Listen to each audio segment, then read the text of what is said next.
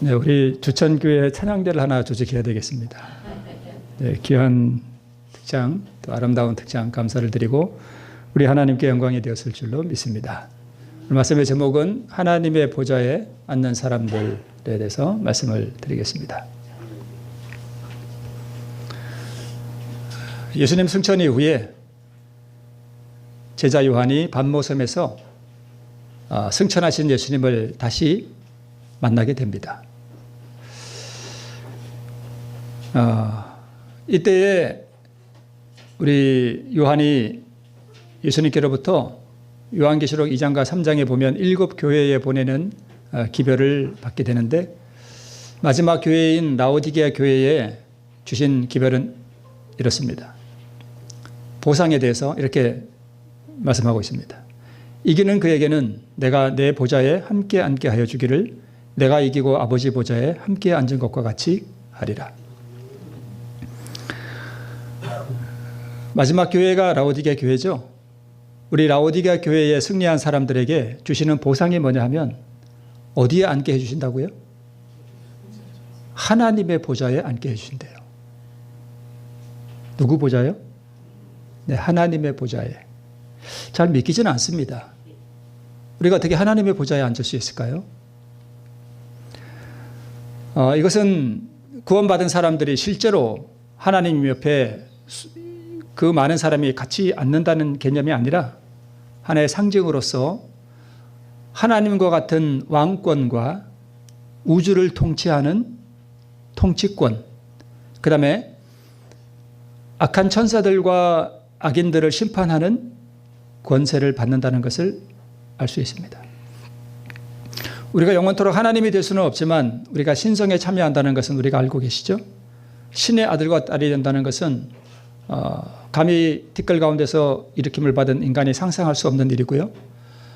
우리가 신의 신성에 참여한다는 것은 우리가 신성에 속한 그 불멸과 그 성품에 참여한다는 것을 우리가 이해해 볼 수 있습니다. 고린도전서 2장 9절에는 기록된 바 하나님이 자기를 사랑하는 자들을 위하여 예비하신 모든 것은 눈으로 보지도 못했고 귀로도 듣지도 못했고 마음으로도 생각지도 못하였다 함과 같다, 이렇게 기록하고 있습니다. 여러분, 우리 마음속으로 하늘나라가 어떨까 한번 상상해 보세요. 내가 생각할 수 있는 것 최대한보다 더 아름답게 한번 상상해 보십시오. 하늘나라는 그것과는 차원이 다릅니다. 우리는 그것을 생각조차 할 수 없습니다. 그래서 우리 정언에 이렇게 기록되어 있죠. 우리는 미래의 생활의 그 영광을 그릴 수도 없고 색칠할 수도 없고 순교자에 허락할지라도 그 영광의 모습을 묘사하는 일은 무엇조차 못해요? 시작도 못해요. 사도 바울이 하늘에 갔다 왔죠. 근데 사도 바울이 하늘에 갔다 와서 그 본 것을 말을 못했습니다. 그러니까 안 한 게 아니라 못했어요. 왜요? 표현할 수 없어요. 그걸 표현할 수 없어요. 그래서 안 한 것으로 보입니다. 그리고 만약 표현한다 해도 그것을 듣는 사람들이 그것이 이해가 안 되기 때문에 그렇습니다. 하늘의 그 영광이 어떠한 것인지는 아무도 지금 상상도 못합니다. 시간은 흐르지 않는다는 책에 이런 내용이 있다고 합니다. 저는 읽어보지는 않았는데 그냥 인도의 대서사시 마하바르타라고 하는 뭐 그런 책이 있나 본데, 거기 3장에 어떤 누가 어떤 아주 나이가 많은 어떤 현자에게 물었답니다. 가장 이 땅에 신비한 일이 무엇이냐라고 물었더니 그 최고령의 현자가 이렇게 말했다고 합니다. 매일 수많은 사람들이 죽는데도 살아있는 자들은 자신들이 불멸의 존재인 것처럼 산다. 이것이 가장 신비래요. 가만 생각해 보니까 우리도 그렇게 살아가는 것 같아요. 영원히 살 것처럼. 그런데 진짜는 누가 영원히 사는가 하면 바로 그 신성에 참여해서 하나님의 보좌에 앉는 사람들이 영원히 사는 것입니다. 뭐 우리가 살면 얼마나 살겠어요, 그죠? 네. 파격적인 은혜의 보상입니다. 하나님의 자리에 앉는다는 것은 불멸의 신성의 생명과 함께 하나님의 자리에 앉습니다. 그러면 이 하나님의 자리가 어떤 자리인가 하면 우리 본문에 나오는 이사야 14장에 있는 말씀을 다시 한번 보면 내가 내 마음에 이르기를 내가 어디에 올라 하늘에 올라 하나님의 뭇별 위에 나의 보좌를 높이리라 그랬습니다. 내가 북극 지폐의 산 위에 그리고 가장 높은 구름에 올라 지극히 높은 자와 내가 비기겠다 그렇게 말했습니다. 자, 여기 나의 뭐가요? 보좌가 있죠. 그죠? 나의 보좌. 가장 높은 구름에 올라 지극히 높은 자와 비기리라. 이 지극히 높으신 분이 어디에 앉아 계셔요? 하나님의 보좌에 앉아 계십니다. 그러니까 루스벨이 어디에 올라가려고 그랬냐면 바로 그 하나님의 보좌에 올라가려고 한 것입니다. 그런데 루스벨이 올라가려고 했던 그 하나님의 보좌에 누구를 앉게 해주셔요? 우리를 앉게 해주신다는 것입니다. 사단은 저기 올라가려다가 떨어졌습니다. 루스벨을 상상으로 그린 것인데요. 루스벨이 원한 자리입니다. 가장 높은 구름, 하나님의 보좌, 가장 높은 구름 위의 자리, 하나님의 뭇별 위에 높은 자리, 북극 지폐의 산 위에 바로 그 자리를 루스벨이 거기 앉고 싶어 했습니다. 그래서 하늘에서 반역을 일으켰습니다. 하나님의 보좌입니다. 근데 루스벨은 그 자리에 올라가지 못했습니다. 하나님께서는 구원받은 사람들에게 루스벨이 올라가려고 했던 바로 그 하나님의 자리, 하나님의 보좌에 우리를 앉게 해주겠다는 이해할 수도 없고 상상할 수도 없는 그런 보상을 우리에게 주신다는 것입니다. 라오디게아 교회에 이기는 자들에게 보장해 주신 하나님의 보좌 우편 예수 그리스도의 보좌는 사단이 하늘에서 반역할 때 올라가고자 했던 바로 그 자리입니다. 이 자리를 구원 얻은 후사들에게 주시겠다는 것입니다. 어떻게 보면 하나님께서는 티끌 가운데서 창조함을 받아서 어떻게 보면 참으로 무가치한 인생들에게 하나님 자신과 같은 그러한 자리에 앉게 해 주시겠다는 것입니다.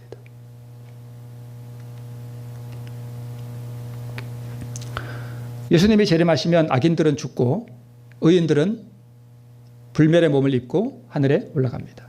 정언의 말씀에 보면 살아있는 사람들이 이 상태에서 이 썩을 몸에서 불멸의 몸을 입을 때는 약간의 고통이 있다 이렇게 표현되어 있습니다. 그런데 우리가 견딜 만한 고통이다 이렇게 되어 있어요. 그 고통의 잠깐의 고통의 과정을 거쳐서 우리가 불멸의 몸을 입은 다음에 하늘에 올라가게 됩니다. 그리고 이 땅에는 무엇이 시작되는가 하면 천년기가 시작됩니다. 모든 지상의 자연들이 다 황폐화되고 모든 건물들이 다 무너지고 모든 사람들을 또 다 죽고 이 땅에는 사람이 하나도 없습니다. 오직 누구만 있어요? 사단과 그의 천사들이 천년 동안 이 황폐한 지구에서 이제는 더 이상 유혹할 사람이 없는 이 땅에서 앞으로 다가올 자기의 그 절망적인 운명을 바라보면서 천년 동안이나 그 고뇌의 기간을 견뎌야 됩니다. 참 이게 얼마나 무서울까요? 자기는 어차피 운명이 결정되어버렸습니다. 천년 후에는 죽는 것입니다. 그 고뇌의 천년 동안 사단은 자기가 행한 그 범죄의 긴 기록들을 살펴보면서 무서운 절망을 느낄 것입니다. 그리고 천년 후에 구원받은 사람들과 하나님의 보좌가 이때 하늘에서 같이 내려옵니다. 이때 악인들과 부활한 악인들과 이 루스벨은 상징적으로 이 구원받은 사람들이 바로 하나님의 보좌에 앉아 있는 것을 보게 될 것입니다. 그때 루스벨이 뭘 느낄까요? 저 자리는 내가 올려가려고 했던 바로 그 자리라는 것을 그때 사단이 알게 될 것입니다. 천년기 동안 자신의 운명을 내다보는 무서운 고뇌 가운데서 천년 후에 그는 자신이 잃어버린 자리를 차지한 그 의인들을 바라보게 됩니다. 그리고 전쟁이 일어나죠. 그리고 하나님께서 이 우주 가운데 마치 파노라마처럼 아담의 타락으로부터 모든 구속의 역사를 다 보여준다 그랬습니다. 그리고 유황불이 내려와서 악인과 루스벨을 다 소멸시키고 이 땅에 새하늘과 새 땅을 창조하시게 됩니다. 오늘 본문의 말씀이죠. 올려가려고 했는데 어떻게 됐어요? 떨어졌습니다. 구더기 아래 깔렸습니다. 구더기보다도 낮아졌습니다. 지렁이보다도 낮아졌습니다. 지렁이가 그 위를 덮어버렸습니다. 어찌 그리 하늘에서 떨어졌는고 어찌 그리 땅에 찍혔는고라고 우리 이사야서 말씀하고 있습니다. 우리 루스벨의 타락과 반역을 보면 이 땅에서 고라의 반역을 우리가 생각해 볼 수 있습니다. 고라와 다단과 아비람과 온이 당을 짓고 모세와 아론을 반역하죠. 대적하죠. 이 운동의 주모자인 고라는 고핫 가족에 속한 레위 사람으로서 모세의 친척이에요. 사촌이었습니다. 그런데 이 고라는 아주 재능과 영향력이 있는 사람이었죠. 마치 에스겔 28장에 나오는 것처럼 우리 이 루스벨이 정말 아름다운 그리고 지혜와 능력이 있는 천사장이었다는 사실에서 우리가 비슷한 것을 발견할 수 있습니다. 그는 성막 봉사의 직분을 맡았으나 자기의 지위에 불만을 품고 사제직을 갈망하였다 이렇게 기록되어 있습니다. 그러니까 어떻게 보면 이 교회 안에서 조금 이렇게 하찮은 듯한 직분을 맡은 자기의 지위에 대해서 불만을 품고, 표현이 좀 이상합니다만 여러분 이해하시고 들으십시오. 뭐가 되고 싶어 한 거예요? 오늘날 교회로 본다면 목사의 자리를 여러분 목사 되고 싶지 않으시죠? 여러분은 그런 마음 없으실 겁니다. 쉽게 말하면 그러한 권세 있는 자리를, 뭐 목사가 권세 있는 건 아닌데 그죠? 네, 같은 그런 자리를 차지하고자 했습니다. 우리 부조와 선지자에 보면 고라의 반역은 사단이 하늘에서 일으킨 반역의 무슨 판이었대요? 축소판이었대요.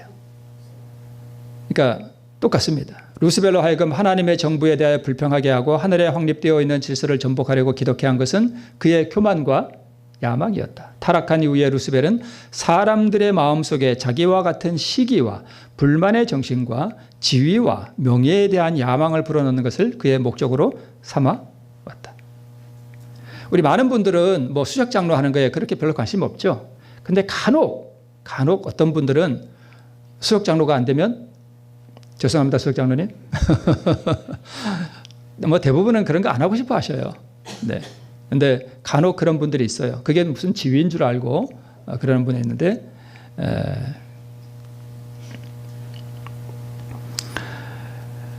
그들이 모여서 모세와 아론을 거스려 그들에게 이르되 너희가 분수에 지나도다. 회중이 다 각각 거룩하고 여호와께서도 그들 중에 계시거늘 너희가 어찌하여 여호와의 총회 위에 스스로 높이느냐 하고 고라가 지금 모세에게 와서 따지는 겁니다. 지금 총회 위에 스스로 높이려고 하는 건 누구예요? 자신임에도 불구하고 모세에게 너는 왜 총회 위에 스스로 높이느냐고 자기에게 있는 악한 정신을 누구에게 있는 것처럼 묘사해요? 모세에게 있는 것처럼 그렇게 묘사합니다. 이게 악한 사람의 특징입니다. 대저 그 위인이 어떠하면 남도 그러한 줄 알아요.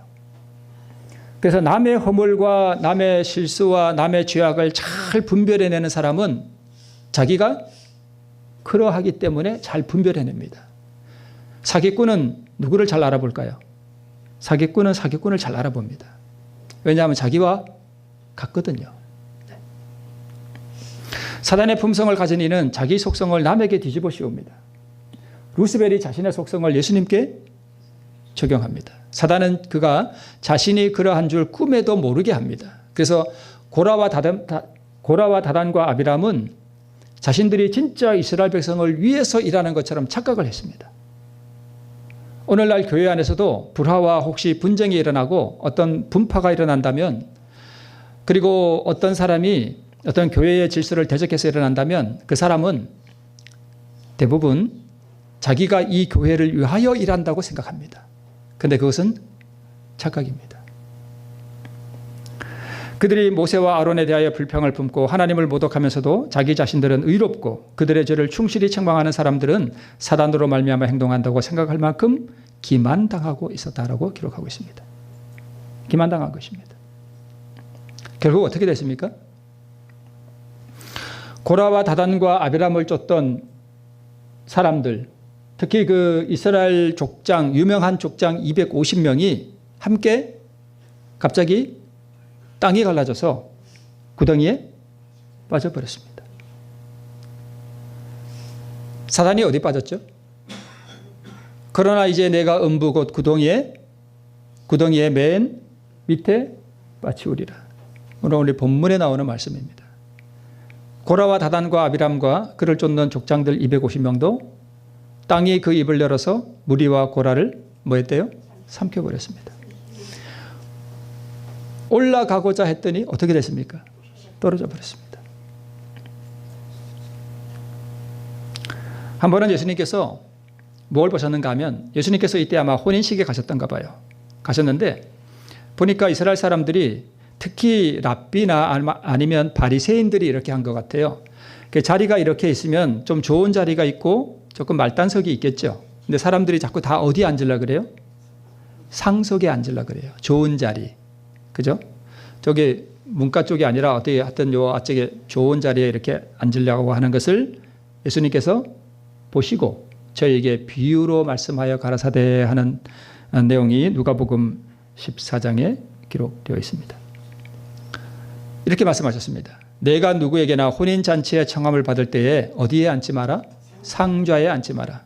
요즘은 혼인식 가면 상좌가 따로 있습니까? 요새는 없어요. 그죠?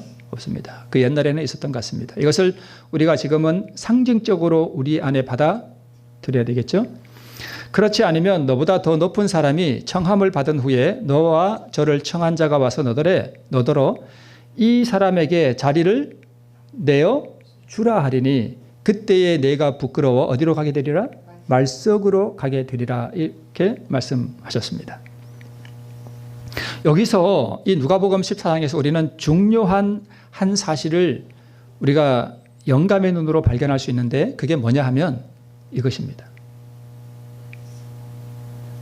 상좌에 앉으려 했던 사단에게 상징적으로 우리 예수님께서 마귀에게 뭐라고 말씀하시는가 하면 너는 이 사람이 누굴까요? 궁극적으로 구원 얻은 성도들이에요. 루스벨에게 너는 이 성도들에게 내가 앉으려고 했던 그 상석의 자리를 내어 주라라고 말씀하십니다. 그리고 그 상좌를 누구에게 주셔요? 구원 얻은 후사들에게 주십니다. 사실 예수님께서 주신 이 비유는 우리에게 적용되는 거예요. 이 땅에서 적용된다기보다는 구원 얻은 후사들이 바로 하나님의 자리에 사단이 앉으려고 했던 그 최고의 자리, 그 자리를 너는 이 구원의 후사들에게 내어주고 너는 말석으로 가라 이렇게 선언하신다는 것입니다. 여기서 말하는 이 말석은 바로 구덩이의 맨 아래, 죽음의 자리입니다. 지렁이 아래, 구더기 아래, 바로 그것이 상석을 차지하려고 했던 바로 루스벨의 자리였습니다. 근데 이 루스벨의 자리를 가브리엘이 차지했고 유다의 자리를 누가 차지해요? 마띠아가 차지하죠. 사울의 자리를 다윗이 차지하고 루스벨이 탐했던 그 자리를 성도들이 차지하게 됩니다. 그래서 시편 109편 8절에 그 연수를 단촉해 하시며 그 직분을 타인이 취하게 하시며 이것은 유다에 대한 예언입니다.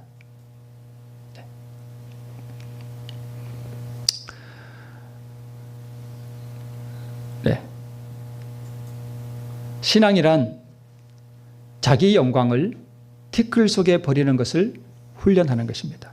왜 이 훈련을 해야 되냐면 가장 높은 구름에 올라 지극히 높은 자와 비기리라 했던 그 사단의 정신이 오늘 어디에 있어요? 내 마음에 있단 말이에요. 그래서 오늘날 모든 조직 가운데서도 특별히 교회 안에서도 불화와 분쟁이 있는 것은 바로 그 때문에 그렇습니다. 오늘 이번 그 제2기 교과가 대쟁투인데요. 이 대쟁투는 사실상 어디에서 일어나는 것인가 하면 우리 마음에서 일어나는 거예요. 그래서 오늘 우리는 이 자기 영광을 티끌 속에 버리는 것을 우리는 훈련하는 그것을 우리는 신앙이라고 말할 수 있습니다. 사람에게서 인정과 칭찬과 명예를 얻고자 함을 생각하지 않기로 훈련하는 것. 이것이 사실은 신앙입니다. 신앙에서 이것을 배우지 아니하면 모든 것이 다 허무한 것입니다. 우리가 아무리 성경 지식이 많고 우리가 2300주야가 어떻고 다니엘이 어떻고 하는 것도 참 그것이 중요한 지식이고 우리가 꼭 알아야 할 지식이지만 이것이 거기에 첨부되지 않으면 그것 자체로는 아무 가치가 없습니다. 자신을 내버려 두면 평화가 옵니다. 내가 이 교회에서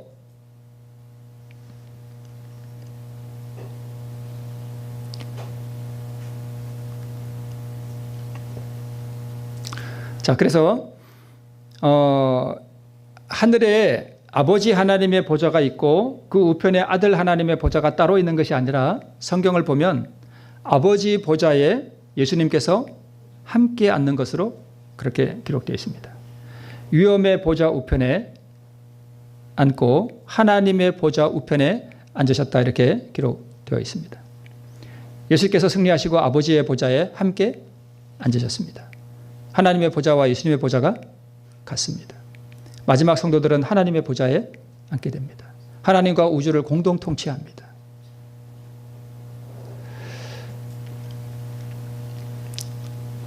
이 구원받은 사람들이요, 이 우주에 은하가 많거든요. 은하, 그죠? 수천억 개의 별들이 있는 이 은하도 우주에서는 모래 하나 같아요. 작아요. 근데 이 모래 하나를 빛의 속도로 지나는데 10만 년이 걸려요. 하늘에 떠 있는 근데 이 은하들이 모인 또 은하단, 또 그 은하단들이 모인 초은하단, 거대하고 상상조차 우리가 할 수 없는 그 거대한 이 은하들의 무리를 우주에서는 어떤 한 마을로 본다면 이 구원 얻은 후사들이 그 마을을 담당해서 제사장의 역할을 해요. 통치한단 말씀입니다. 하나님의 사랑과 구속의 그 은혜를 증거하는 그러한 일들을 하게 될 것으로 보입니다. 그래서 영원토록 구속의 신비와 사랑을 증거하는 그러한 제사장의 역할을 하게 됩니다. 한 번은 예수님께서 이렇게 한 번은 야고보와 요한은 형제거든요. 제자 야고보와 요한은 형제인데 이 야고보와 요한의 어머니가 예수님께 와서 이렇게 부탁을 합니다.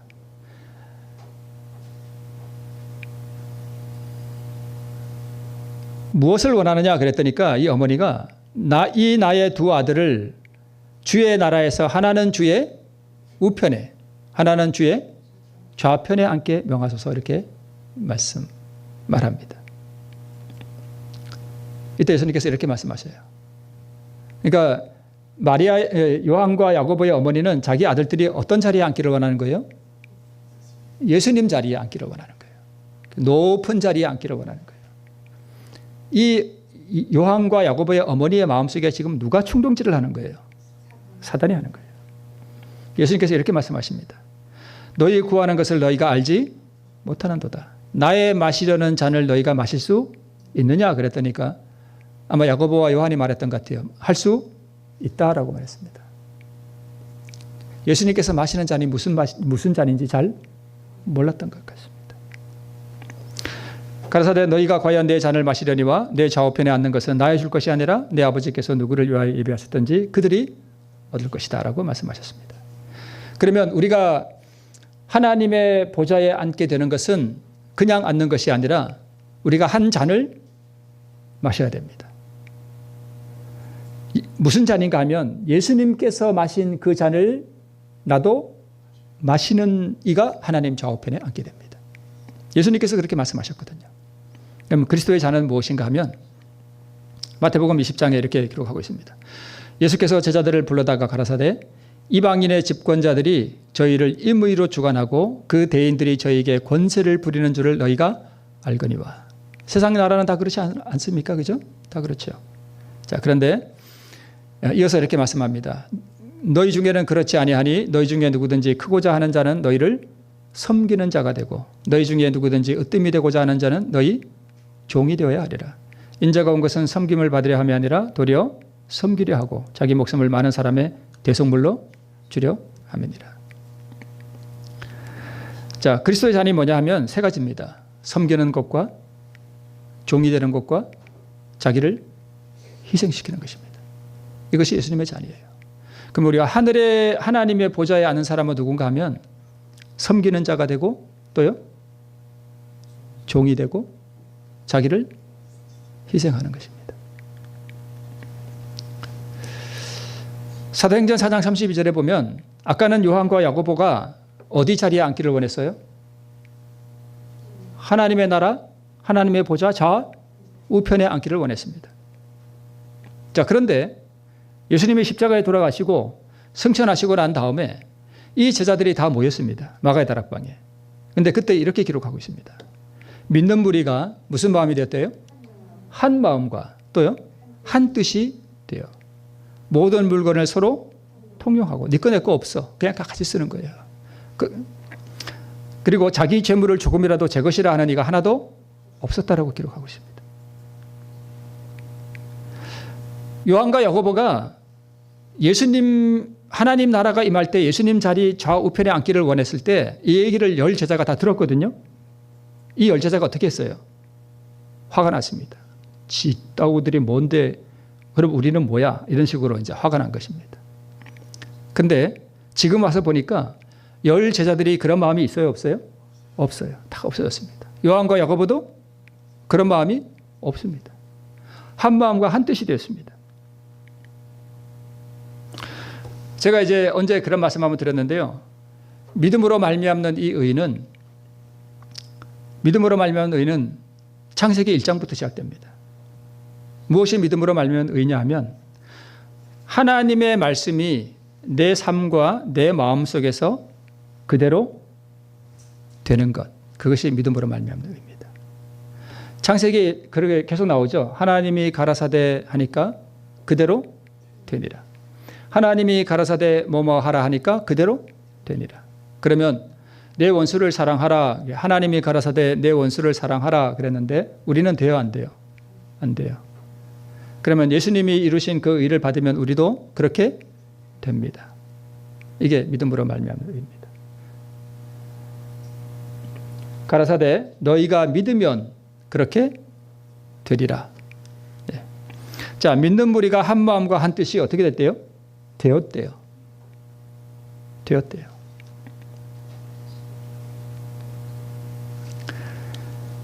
이런 일이 있기 전에 예수님께서 기도하셨습니다. 마지막 그 만찬 때 뭐라고 기도하셨는가 하면 우리와 같이 저희도 하나가 되게 하옵소서 기도했습니다. 어떤 교회에 하나님께서 영혼들을 보내주시는가 하면 하나된 교회에 영혼들을 보내주십니다. 어떤 교회가 하나 되지 못하면 하나님께서 그 교회의 영혼들을 안 보내셔요. 전도회 소용없어요. 하나 되어야 됩니다. 싸우는 교회에 어떻게 하나님께서 거기에 영혼을 보내주실 수 있어요? 그 영혼들이 와서 싸우는 교회 보면 교회를 나올까요? 안 나올까요? 안 나와요. 전도회 하기 전에 하나 되어야 됩니다. 한 마음과 한 뜻이 되어 이것이 하나님께서 가장 원하는 것입니다. 가족들이 하나 되고 사랑으로 하나 되고 교회가 사랑으로 하나 되고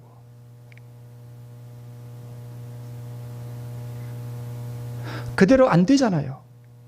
왜 안 돼요? 마귀를 따라가니까 안 되는 거예요.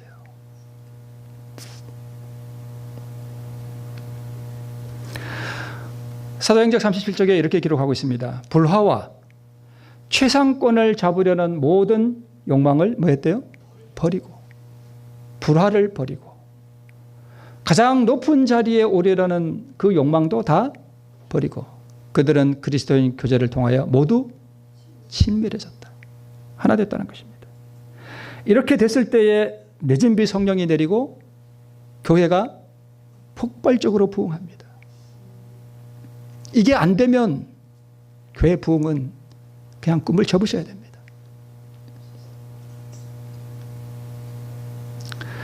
최상권을 잡으려는 이 욕망이 뭐예요? 내가 하나님의 무별 위에, 내가 북극 지폐의 산 위에 가장 높은 구름에 올라. 그러니까 이것을 다른 표현으로 하면 이 제자들은 자기들의 가슴 속에 있는 사단으로부터 물려받은 사단이 그들에게 넣어준 그 사단의 마음을 어떻게 했다는 거예요? 버렸다는 것입니다. 그걸 버렸다는 것이에요. 그걸 버렸을 때 그들은 그리스도인 교제를 통하여 모두 친밀해졌다 이렇게 기록하고 있습니다. 이것이 예수 그리스도의 제자 훈련의 목적입니다. 최상권의 모든 욕망을 버릴 때 최상권의 보좌에 앉게 됩니다. 늦은 비가 내려서 제자들이 최상권을 포기한 것이 절대 아니고 제자들이 최상권에 대한 모든 욕망을 버리고 섬기는 자가 되기를 자원하고 스스로 종이 되며 영혼 구원을 위한 부르심에 자신들을 희생의 도구로 드리고자 했을 때 늦은 비 성령이 그들에게 충만하게 임했습니다. 그들에게 개인적으로는 늦은 비예요. 역사적으로는 이른 비였습니다. 마지막 시대 우리도 똑같아요. 늦은 비가 어떻게 내리느냐? 우리가 이러한 불화와 최상권을 잡으려는 모든 욕망을 포기하고 우리가 네 거 내 거 없이 우리가 다 한 마음과 한 뜻이 될 때에 이 교회에 성령이 내립니다. 모두 친밀해졌습니다. 하늘에서 성도가 될 사람들은 먼저 지상에서 성도가 되어야 합니다. 이는 우리가 이 지구를 떠날 때 우리의 품성을 가지고 갈 것이며 이는 단지 그리스도의 의를 통하여 우리에게 나누어진 하늘의 요소들 중 어떤 것을 가지고 가는 것이 될 것이기 때문이다. 그러니까 어제 말씀드렸듯이 이게 하늘에 쌓는 보화입니다. 이게 보물이에요. 그래서 우리가 예수 그리스도의 마신 잔에 동참할 때, 즉 섬기는 자가 되고 나를 드러내지 아니하고 나는 죽고 하나님의 보좌 그렇게 할 때에 그래서 예수 그리스도의 마신 잔에 동참할 때 하나님의 보좌 좌우편에 앉게 된다는 것을 말씀하고 있는 것입니다. 왼편에 있는 분은 1883년에 태어나서 1950년에 돌아가신 북한에 있었죠. 오산학교의 교사이면서 교장이셨고 정치가였고 언론인이었던 조만식 장로님입니다. 물론 개신교회 장로님이시죠. 그리고 오른쪽에 있는 분은 주기철 목사님이신데 1897년에 태어나셔서 해방 바로 전해 1944년에 돌아가시고 신사참배를 거부해서 옥중에서 옥사하신 우리 독립운동가이십니다. 이름은 다 한번 들어보셨죠? 네. 그리고 왼쪽에 있는 조만식 장로님은 오른쪽에 있는 주기철 목사님의 스승이에요. 그러니까 주기철 목사님이 제자입니다. 이 조만식 장로님의 평양의 산정현 교회라고 그 교회를 심호하고 계셨는데 조만식 장로님이 하루는 저기 마산에 있는 문창교회를 방문을 하셨습니다. 문창교회는 이 조만식 장로님의 제자인 주기철 목사님께서 거기 심호하고 계셨습니다. 이제 조만식 장로님이 마산에 있는 문창교회를 가셔서 주기철 목사님 제자한테 주기철 목사님 우리 평양에 오셔서 우리 산정현 교회를 좀 담임해 주시죠 하고 이제 부탁하러 간 거예요. 갔을 때에 이제 아마 이 장로님이 스승인데 제자 앞에서 이렇게 무릎을 꿇고 있었던 것 같아요. 장로님 편히 앉으십시오. 그랬더니 이 스승이 말하기를 당치도 않은 말씀입니다. 전에는 목사님이 학생이셨고 제가 교장이었습니다. 그러나 지금은 목사님께서는 하나님의 귀하신 종이 되었고 저는 그 종을 받들어 섬기는 장로에 불과합니다. 그러니 편저하라 말씀하지 마십시오. 편저가 뭔지 아시죠? 자리를 편하게 이렇게 하는. 이 그림이 평양의 산정현 교회 자료입니다. 이 교회에 그래서 주기철 목사님이 제자인 주기철 목사님이 이 산정현 교회 담임 목사로 가셨습니다. 가서 어느 주일 예배에 조만식 장로님이 예배를 위해서 집을 나서는데 갑자기 손님이 찾아왔습니다. 그래서 이야기를 나누다가 예배 시간에 늦었습니다. 그래서 이제 예배 시간에 이미 예배가 시작됐고 늦게 와가지고 문을 열고 이제 자기 자리를 찾으려고 이렇게 앉으려고 그랬더니까 제자인 주기철 목사님이 이렇게 말했습니다. 장로님 설교하다가 오늘은 의자에 앉지 마시고 서서 예배를 드리십시오. 누가 누구한테요? 제자가 스승한테 그랬습니다.